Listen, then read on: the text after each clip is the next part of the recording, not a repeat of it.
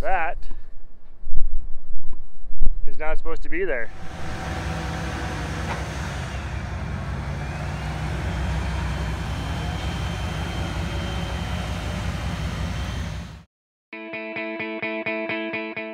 I'm Tony Fast, and my family's been blessed to be able to farm in Montana for over 100 years now. A lot has changed in those 100 years, and it wouldn't be possible without the great team we have and blessings from our Savior Jesus Christ.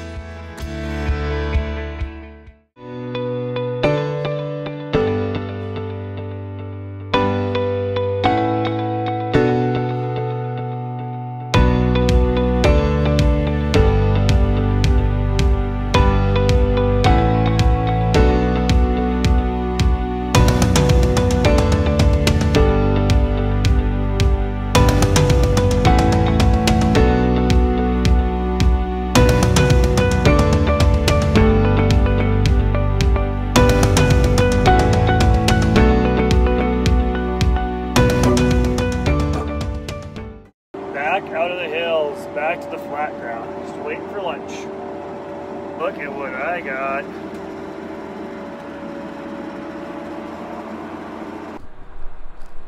Well, one of my tanks, the meter calibration is a little bit off. Well, a lot of bit off.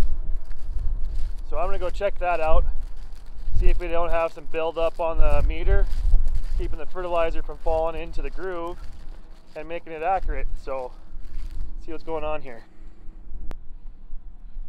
Alright, so I pulled one of these out, put this plate in there, and that keeps the fertilizer from sliding down to the meter. So I'm going to kind of catch a little fertilizer that's around the meter, and then we'll look in there and see what we got going on. Alright, let's look in here.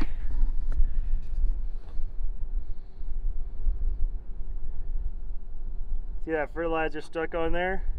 That's taking place of product that can flow and throwing our numbers off. So, whoa. So I'm gonna clean all those out. Fertilizer in my beard. Anyways, some of them are really built up, like almost smooth, not quite. They're still metering some fertilizer, and some of them are barely bad at all. So I'm going to start a new calibration, do an auto cal, make a pass, and see what it spits out for my new number. I know it all should be right now. Should be in the ballpark of 3.1 pounds per revolution. So to do my auto cal, I hit my scale button here, and we're on tank 1, which is this one here. I hit start calibration, wants me to do a minimum of 20 acres, and I start. So I made one pass, and we'll check our calibration. So there we go. Now my new calibration is 3.161. I'll accept that. Actually, I'm going to continue that.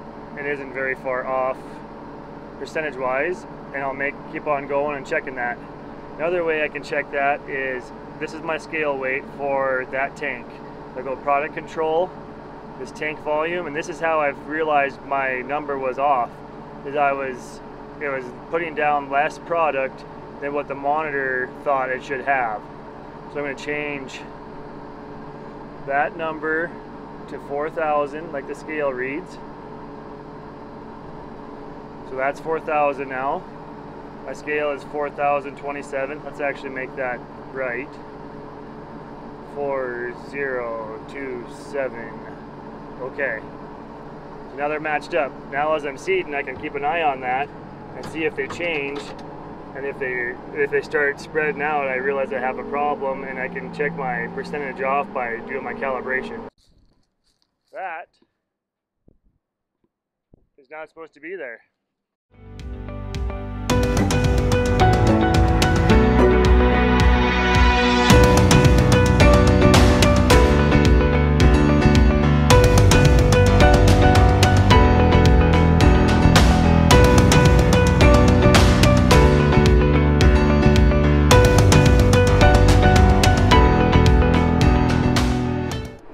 Compressor quit working on my drill. That air compressor controls the sectional control. It uses air to disengage the meters, and without the air, they just stay engaged. So I was seeding down on the bottom down there, and I was getting into a lot of spots that had a lot of small points and different things where I'd be wasting a lot of seed and fertilizer on overlap. So I jumped up here to this top field and I'm seeding my outside round that does not require any sectional control. Nick is over in the corner of this field here. We're going to throw a new air compressor on, and we keep one in the service truck just in case this does happen, and then go back to seed. Last 150, this is a 50, and about 50 acres on the field I just quit seeding left. And then we are done with canola and just have a quarter of hemp. We think we're going to seed a quarter of hemp. Not 100% sure right now, but that's the plan anyways. So there's my outside round of the field that I just seeded, and I'm heading over into this other corner here. That's where Nick's at with the service truck. We'll get this drill fixed. Well, we got it back together, zip ties and all. Nice little farmer fix. Throw a splice, little sleeve over the top of that, and some tape. We'll be ready to go again. Been leaking a little fertilizer.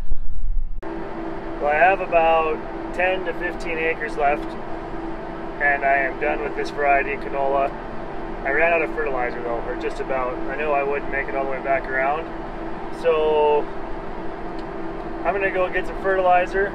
Dad should be going now with the sprayer, spraying the winter wheat next to it here, so we'll see. I might try and get the drone up in the air here if he's close by, and we'll get a little sprayer action as well as the filling the drill here. We're done with this variety of canola is a Winfield. We're switching to a Pioneer variety to finish up, so do a side-by-side trial with those two. Kind of be interested to see how they do.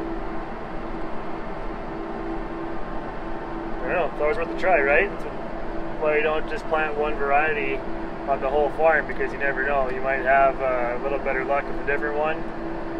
There's quite a bit of different cost per acre between these two varieties. The Pioneer is quite a bit more money. The seed size on it is really, really big seed, so it takes a lot more seed per acre to come up with the same population as the variety I'm planting now to get the same plants per acre.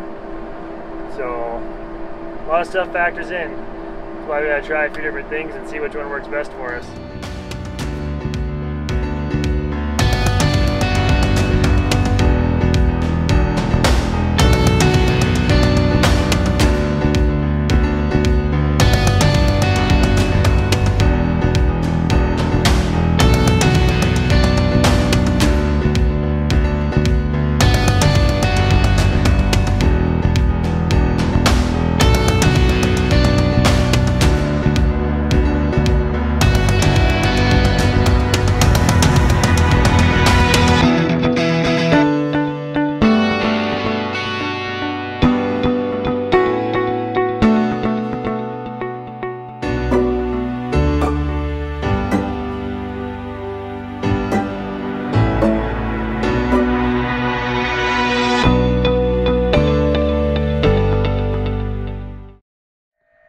I'm out here checking seed depth.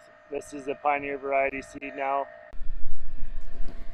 So here is a ribbon of fertilizer, these little white dots in the ground. That's the fertilizer. And there's a seed here and a seed here. There's probably, I don't know if you can tell the difference in the height here. But that's perfect. Nice wet dirt. Fertilizer is not too close to the seed. I like it.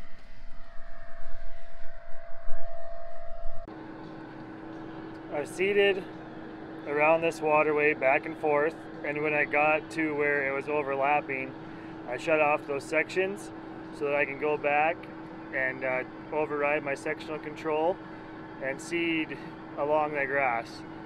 Now, if I would have let the sectional control do it the other way, I would have been dragging openers that weren't seeding through already seeded ground and disturbing those seeds. So with canola, it's super important to keep everything where it's supposed to be. So let's go see this outside of this waterway.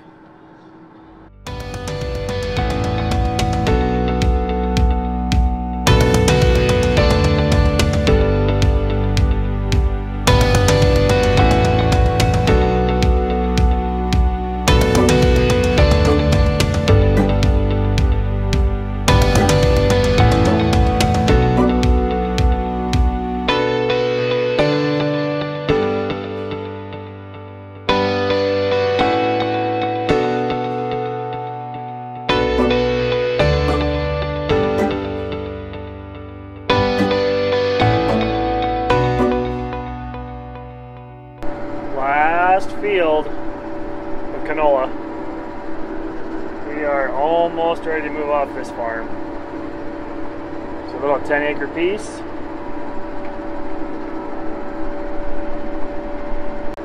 Got Hayden back there riding. Add any little bit of seed into the meters if we need it. Don't worry, there's a good handrail back up there, Mom. We'll be fine. After this field, we have a quarter section back home left. We keep talking about hemp, and we're not sure if we're going to plant that to hemp now or not. We did have some chemicals sprayed on it in the past that might hurt the hemp crop, so we're trying to figure out for sure what we can do with that. So stay tuned. It might be hemp, it might be wheat, it might be hay, who knows, it might be some hay barley. But, what do you do? Well, all the crop is in the ground, finished seeding here a couple weeks ago. I'm just finally getting around to putting out another video. No hemp, we planted that field to durum instead, so make sure you eat your pasta, your macaroni and cheese, all that good stuff. This stuff, hats, are now on the website. People were asking if they could buy them. Yes, go to fasteggmontana.com, and on the store there you can buy the hats. This color, red, and also available in blue. So go check that out. Thanks for watching, everybody. I have a lot of extra drone footage that I don't have on videos yet. I think I'm just going to do like a montage of a bunch of just farm equipment video at some point. It might be after harvest and get a bunch of other footage done, but be watching for that. Thanks for watching. If you haven't subscribed yet, please go get an account and subscribe. Click the little bell dingy thing on there so it'll notify you when the new video comes out, and be watching for the next videos. Have a great day, everyone.